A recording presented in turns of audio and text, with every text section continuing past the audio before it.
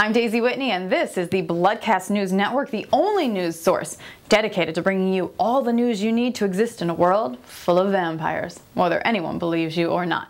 Researcher Laura McClay at the Virginia Commonwealth University recently set out to prove that it's impossible for vampires to exist.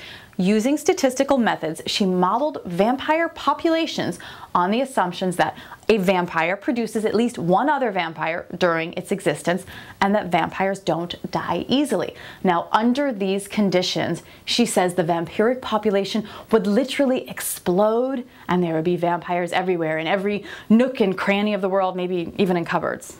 Essentially. She says, and I quote, "I have yet to see a vampire movie that implicitly assumes a reasonable model for vampire population dynamics." Well, let's talk about vampire population dynamics for just a moment, because we here at the BCNN are all for being rational in the face of the supernatural.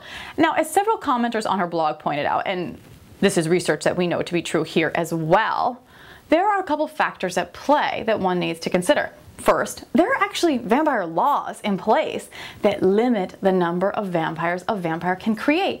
And two, only the most skillful vampire can make another one. It involves biting a human, but not killing the human. So as you can see, vampiric reproduction is not actually an easily accomplished thing. As always, I will be back here next week with another news report, and if I don't see you, I'll know what happened to you, and you'll know what happened to me.